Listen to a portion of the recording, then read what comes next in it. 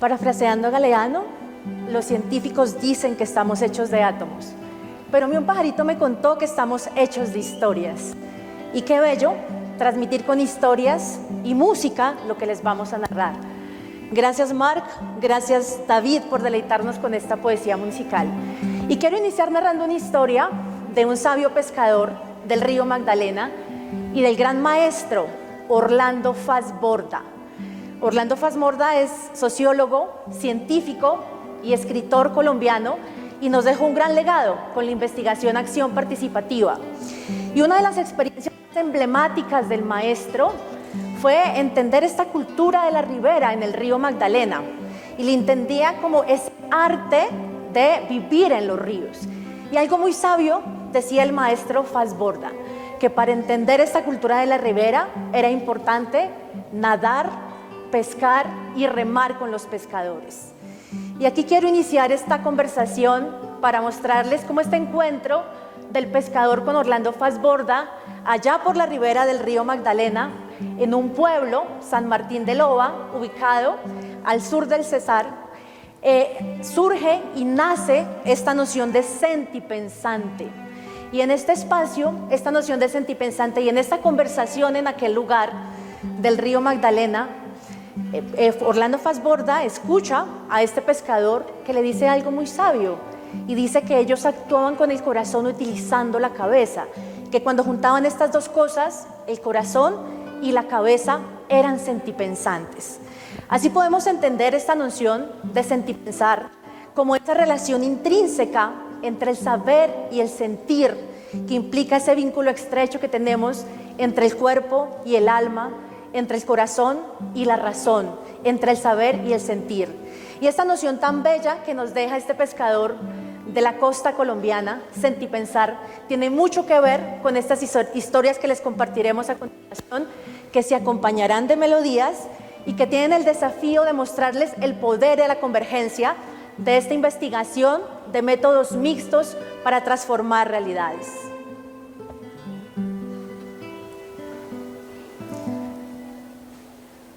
Y para iniciar historias creo que es importante contar nuestro lugar de enunciación. Soy Sandra, de raíces boyacenses, enfermera de profesión, docente, investigadora con formación doctoral y experiencia en antropología de los cuidados. Por eso me gustaría compartirles esta primera historia desde esta experiencia como etnógrafa. Estuve y conviví 5 años en espacios de consumo colectivo de alcohol en jóvenes que se denomina Botellón. Esto fue en Granada, al sur de España, en un pueblo maravilloso donde está la Alhambra, es una ciudad universitaria, y el propósito de esta inmersión como etnógrafa fue comprender esa percepción social del riesgo asociada de los jóvenes con el consumo colectivo de alcohol.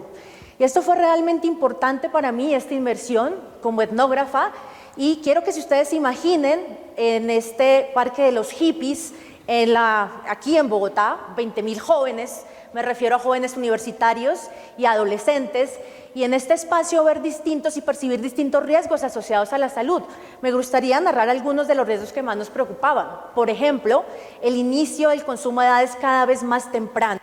Me estoy refiriendo a chicos, adolescentes de 13, 14 años con pautas de consumo intensivo, y pues me refiero al consumo de bebidas de alta graduación, y además este consumo se asociaba con el consumo de otras sustancias y también se visualizaba algo muy complejo en este escenario, que era la violencia de género. Les confieso que esta experiencia como etnógrafa fue muy intensa y también me hizo sentir vulnerable como investigadora porque percibí estos riesgos desde dentro de ese botellón. Pero también despertó en mí una motivación muy importante para ponerme estos lentes del paradigma constructivista y entender esta realidad. Y desde esta aproximación les puedo decir que esa afinidad que tenía por los métodos cualitativos, que nació de mi experiencia experiencia como semillera de investigación en el grupo Hercus, acompañada de mi maestra, María Nubia Romero, y de mis compañeras, colegas y amigas del Hercus, se afianzó en este escenario del botellón. Y empezamos a hacer entrevistas con los jóvenes para preguntarles por qué consumían alcohol, qué les motivaba a estar en este espacio de consumo, pero también a preguntarles por los riesgos que percibían y también entender cómo autogobernaban estos riesgos. Además pudimos observar sus conductas, entender, por ejemplo, cuáles eran estas conductas de riesgo, cuáles eran esos rituales frente al consumo y también entender cómo se interrelacionaban estos jóvenes en torno a la bebida. Y esto nos permitió algo muy importante desde esta mirada etnográfica y fue entender desde dentro y en profundidad la complejidad de este problema. Y luego como investigadores transitamos a la acción y a partir de un ejercicio de codiseño con jóvenes logramos desarrollar un programa muy innovador que se llama Ocio con Sentido. Y quiero decirles y quiero transmitirles que esto fue realmente poderoso. Entender estos jóvenes que se etiquetaban como ninis, como borrachos, como borregos, como sociedad perdida y verlos brillar como actores políticos. Recuerdo tanto aquel escenario en el Ayuntamiento de Granada y estos jóvenes participando en esos escenarios y espacios para pensar el ocio de la ciudad. Hay otra cosa que recuerdo y tengo metida y es aquel titular en un que se llama Granada Hoy, quizá uno de los más influyentes de la provincia, y ese titular decía: estudiantes granadinos se convierten en líderes juveniles para frenar el botellón desde las aulas. Esto es realmente poderoso y seductor para una investigadora. Y por eso quiero resumir esta pasión que tengo por estas perspectivas de hacer investigación desde ese paradigma constructivista y sociocrítico con dos ideas fuerza. La primera idea fuerza, la importancia de generar conocimiento desde la experiencia y la perspectiva de las personas, en este caso de estos jóvenes. Y fíjense que con este acercamiento tan profundo al fenómeno logramos generar un marco conceptual, un modelo conceptual que denominamos riesgo consentido, que es la tesis doctoral de mi maestro Manuel Amezcua, a través de una teoría fundamentada, y este modelo conceptual nos permite generar intervenciones tan innovadoras como este programa Ocio con Sentido que lideraron los jóvenes de Granada. Pero otra idea que quiero dejarles en esta experiencia es la importancia de generar conocimiento para transformar. Y fíjese lo que logramos con la investigación acción participativa, un cambio de paradigma, cambiar esa perspectiva de los jóvenes como problema, como se estaba entendiendo, y verlos como sujetos y actores políticos para tomar medidas y hacer frente a estos problemas. Definitivamente esta experiencia es importante porque logra realmente programas que tengan incidencia en la calidad de vida, en el bienestar y en el tema de la importancia de visibilizar a los jóvenes como actores políticos. Y pues este escenario, quiero decirles con gran satisfacción que fue una experiencia que inspiró y nos permitió replicar y codiseñar programas muy interesantes aquí en Colombia con sello Fuchs. Un programa que quiero mucho que es Entre Panas para abordar el policonsumo de jóvenes universitarios liderado por estudiantes de instrumentación y de enfermería de la Fuchs y un programa reciente que se llama Entre Polas para parchar sabroso. Fíjense en ese nombre, tiene el sello de los jóvenes y es un programa liderado por jóvenes de la UPTC y de la Fuchs. Buenos días, mi nombre es Mark Ettenberger, soy musicoterapeuta, docente, investigador con una gran pasión de entender cómo puede la música y la musicoterapia beneficiar a las personas que se encuentran por una u otra razón hospitalizados y particularmente en la unidad de cuidados intensivos adultos. Es un reto estar aquí hoy, un honor, con un tema un poco seco y técnico que es el tema de la convergencia de los paradigmas de investigación, pero lo que nos une con Sandra también pues es la pasión que tenemos para investigar, porque investigar es preguntarse acerca del mundo, acerca de sus potenciales, sus limitaciones. Y bueno, hablando de las convergencias de los paradigmas de investigación, a mí personalmente me encantan los diseños de métodos mixtos, que es justamente busca esa integración de los enfoques cualitativos y cuantitativos en los procesos de investigación. Pero como yo trabajo e investigo desde hace más de 13 años en el ámbito hospitalario, pues naturalmente los paradigmas cuantitativos han estado muy presentes, desde las discusiones con los equipos médicos, con los epidemiólogos y en las mismas investigaciones.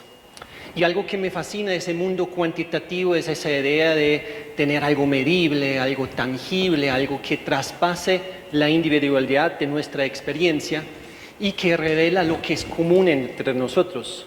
Y bueno, ese paradigma positivista, como lo llaman algunos, pues se caracteriza pues por la verificación de teorías y por esa búsqueda entre causas y efectos y esa observación empírica. Y claro, pensando en la música y la salud, que son temas muy complejos y sutiles, pues pensando en investigaciones cuantitativas en los hospitales es un reto enorme. Pero a lo largo de los años hemos realizado muchos estudios que buscan entender sí o sí no y de qué manera la musicoterapia puede beneficiar a las personas con enfermedades graves, tanto con pacientes ventilados mecánicamente, con pacientes quemados, con bebés prematuros y sus padres, o con pacientes en salas de quimioterapia, entre otros. Y bueno, sabemos que cada paradigma también tiene sus debilidades, tiene sus limitaciones y sus desafíos.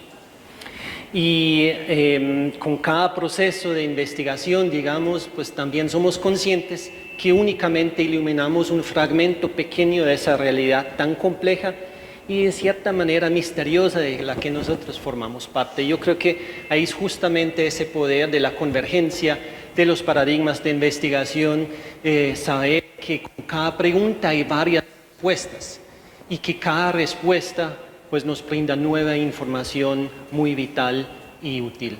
Un ejemplo, hace unos años realizamos un estudio en la unidad de cuidados intensivos neonatal.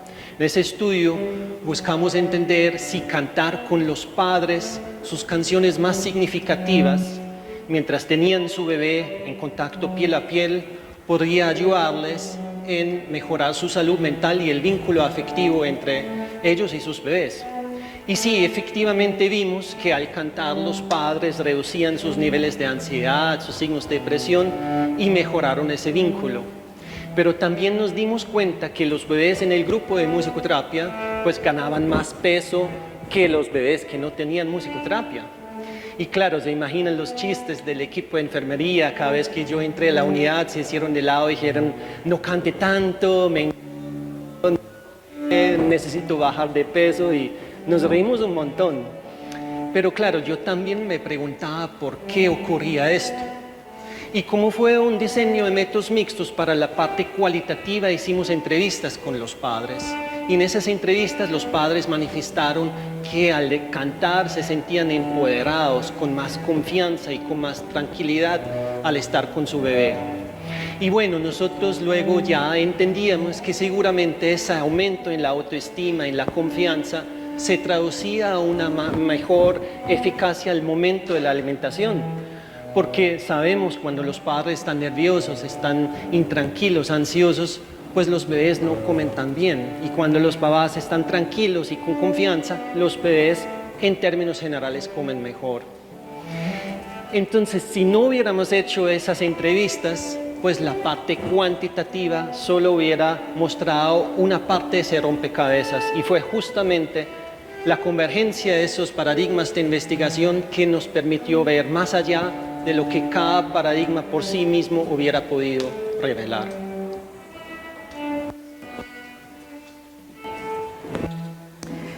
Bueno, ya me gustaría, pues después de que Mari y yo compartimos estas evidencias de ese poder que tienen, esta convergencia de paradigmas y este diseño de métodos mixtos, nos gustaría dejarles algunas ideas que esperamos les resulte inspiradoras en su labor tan importante y tan emblemática de investigadores e investigadoras. Y la primera idea que queremos proponerles es investigación transdisciplinar. Se necesita superar esa visión de los investigadores como llaneros solitarios y hacer ejercicios de diálogo entre distintos saberes, entre distintas disciplinas, para realmente dar respuesta a esos problemas complejos de salud. Así nos conocimos con Marc y no quiero dejar pasar esta oportunidad para contar nuestra experiencia. Nos conocimos dialogando entre enfermeros y enfermeras, musicoterapeutas, médicos de cuidado crítico, enfermeras de cuidado crítico, ingenieros biomédicos, epidemiólogos, y teníamos el desafío de implementar una intervención de musicoterapia para reducir la ansiedad de pacientes ventilados. La otra idea fuerza que nos gustaría dejarles es la importancia de generar nuevas preguntas a partir de estos diseños de métodos mixtos.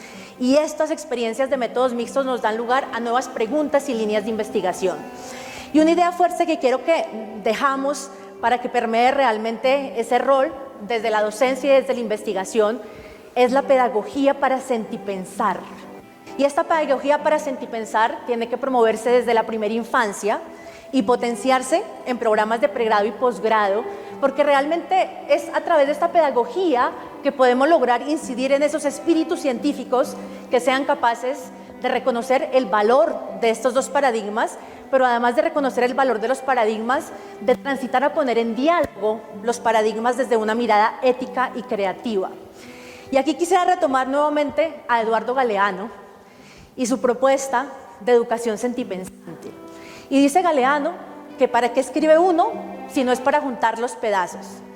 Desde que entramos a la iglesia y desde que entramos a la escuela, nos enseñan a descuartizarnos, nos enseñan a divorciar el alma del cuerpo y el corazón de la razón.